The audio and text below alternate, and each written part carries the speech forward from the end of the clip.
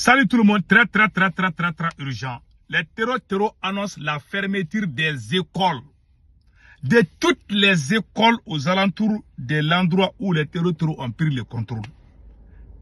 Les terreaux ont plus de 700 à 800 localités. Ils disent qu'il n'y a plus d'écoles. Tous les enseignants qui vont tenter d'enseigner, les terreaux ont juré qu'ils vont couper la tête de la même personne. Je vous laisse regarder, écouter et après on va traduire.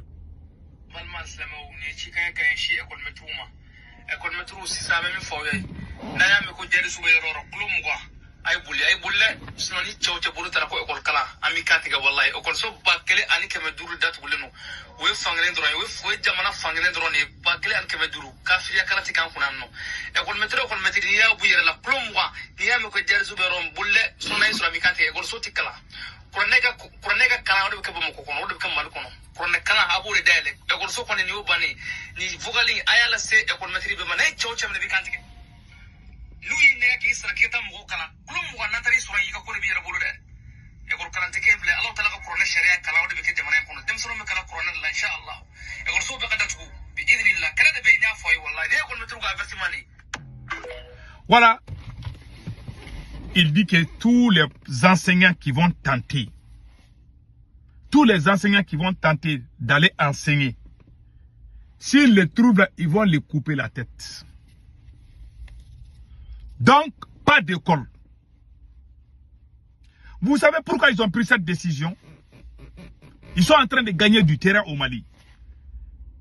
Les terreaux contrôlent presque la moitié du territoire malien là où nous sommes aujourd'hui. 2000 et quelques écoles sont fermées au Mali. Les terreaux viennent d'annoncer la fermeture complète des écoles aux alentours de leur endroit. Qu'est-ce que cela veut dire? Ça veut dire qu'on n'a même pas commencé ce combat. Quand on disait à Assimi Goïta d'accélérer la formation des VDP, les recrutements massifs pour les forces armées maliennes, Assimi a laissé tomber tout ça. Voilà, le pays est dans la merde aujourd'hui. Combien de fois on a dit que ça ne peut pas marcher? Quand vous essayez d'isoler les bons fils de ces pays, voilà, vous êtes dans les problèmes. Vous êtes dans les problèmes. Donc maintenant, qu'est-ce qu'on peut faire? Parce que des situations comme ça, là, celui qui tente, quand ils vont te prendre là, tu as un problème. Les territoires ne blaguent pas. Moi, je ne suis pas d'accord avec les territoires, mais quand ils disent qu'ils vont faire quelque chose, ils vont le faire. Donc, les enseignants, les professeurs, pardon, il ne faut pas aller dans les endroits où les territoires sont, dans leur zone là, parce qu'ils ont leur zone maintenant. C'est une façon de somaliser le Mali. C'est une façon de soudaniser le Mali. Comme la Libye. Vous voyez comment la Libye est aujourd'hui? Il y a plusieurs. C'est-à-dire que tu prends les armes, tu prends un endroit, c'est toi qui es le président, c'est toi qui es le ministre, c'est toi qui dicte ce qui se passe là-bas. La Libye est divisée en plusieurs petits morceaux.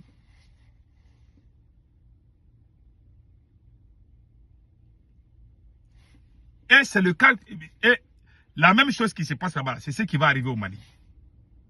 Si on ne fait pas attention. Et regardez ce qui se passe au Soudan. Et pire encore, leur objectif est très simple.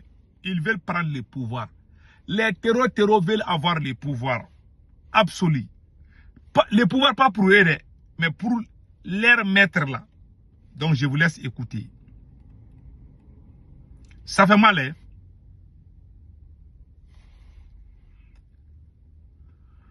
Attendez une seconde là.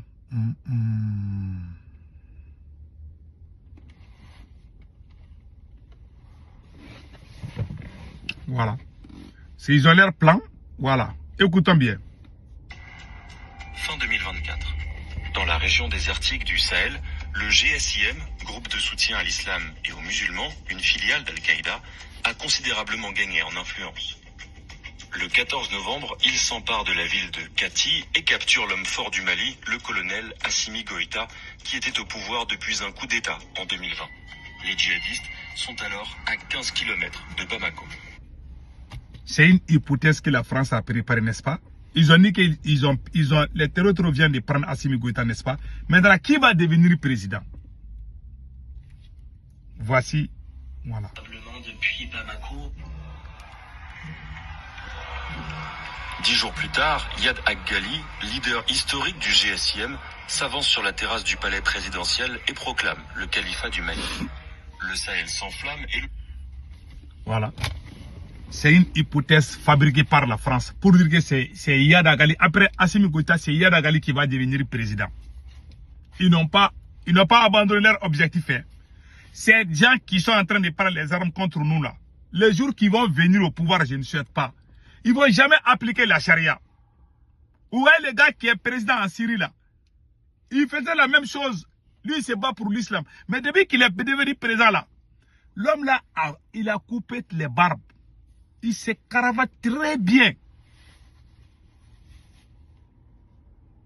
Il a fait ça à quoi? Il a fait ça au nom de... Voilà.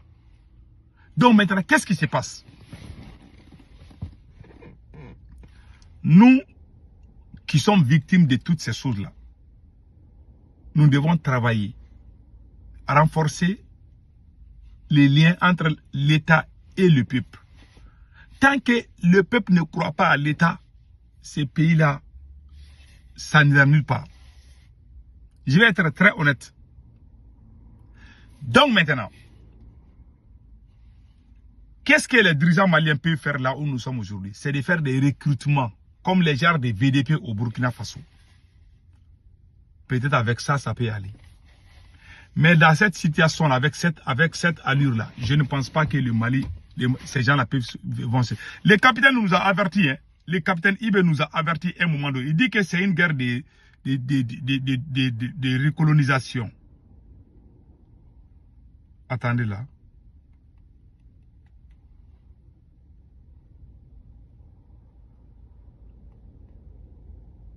Attendez là. Je vais vous montrer ça tout de suite.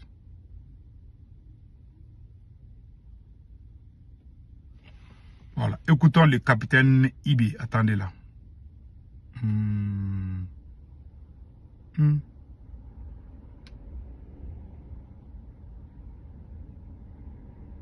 Voilà, écoutez le capitaine. De haute intensité. C'est à vous, chef, officier militaire, prenez ça en compte. Commencez à vous préparer pour la guerre de haute intensité. J'espère que je me fais comprendre. Ce n'est pas uniquement du terrorisme. Ouvrez l'œil. C'est beaucoup plus que ça. C'est une guerre de décolonisation. Et vous avez dû entendre ces derniers jours certains généraux ailleurs qui ont fait comprendre que s'il faille qu'ils viennent avec leurs armées nous recoloniser, il faut qu'ils viennent. Eh bien, préparez-vous à la guerre de haute intensité. Soit ils viendront eux-mêmes, soit ils passeront par leurs valets locaux qui sont ici pour essayer de troubler notre quiétude. Donc, quiconque, je dis bien quiconque, que ce soit le terrorisme ou toute autre armée, qui doit venir troubler notre quiétude, nous devons nous préparer à les accueillir sur de long terme et intensement. Voilà pourquoi je vous dis, préparez-vous à la guerre de haute intensité. Vous avez tous entendu? Que Dieu bénisse l'AES. Que Dieu bénisse l'AES.